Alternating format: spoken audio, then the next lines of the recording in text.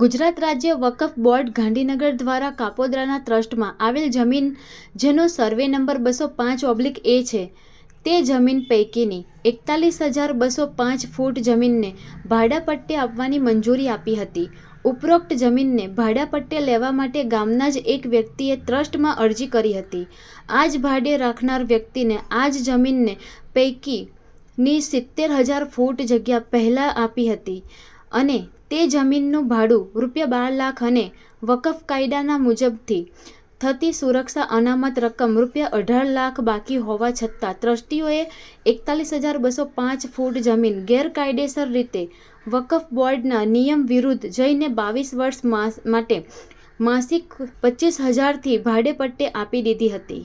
મદ્રસા તાલીમુલ ઇસ્લામ trust Kapodra B 556માં આવેલ survey number 205/A પૈકીની 41,205 ફૂટ જમીનને ગેરકાયદેસર રીતે ભાડે આપી હતી, જે બાબતે ઇસ્માઇલ મહંમદ મટાદારે વિરોધ નોંધાવી ગુજરાત રાજ્ય વકફ ટ્રિબ્યુનલ કોર્ટ ગાંધીનગર ખાતે અપીલ દાખલ કરી હતી, જેનો હુકમ આવતા ટ્રિબ્યુનલ કોર્ટે ટ્રસ્ટની જમીનને ટ્રસ્ટમાં પરત કરવાનો તેમજ ભાડે રાખનાર વ્યક્તિને બાકી ભાડું સુરક્ષા અનામત રકમ 18 લાખ જીપીસીબીની ₹25 લાખની માટી ખોડાણ અંગે પેનલ્ટી અને મહેસૂલની રકમ 15 દિવસમાં ભરવાનો હુકમ કર્યો હતો.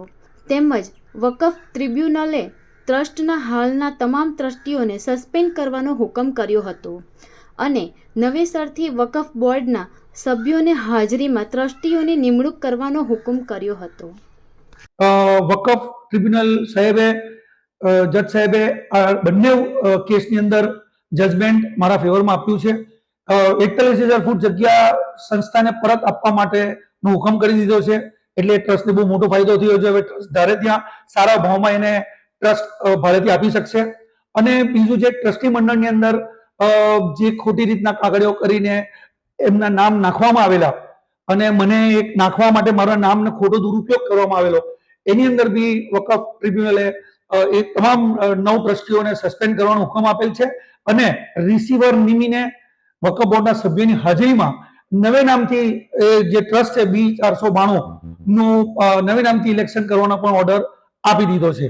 હવે વકફ બોર્ડની અંદર તો એવું છે કે જેટલા લોકો એટલું મોહ હોય છે, સત્ય ડોક્યુમેન્ટ પર આધારિત હોય છે, લોકોના કહેવાથી કશું થતું નથી અને જે ડોક્યુમેન્ટ હોય એની ઉપર જ ટ્રિબ્યુનલ ચાલતું હોય છે અને એના આધારે હું ચાલ્યો છું ને મને જીત મળી છે.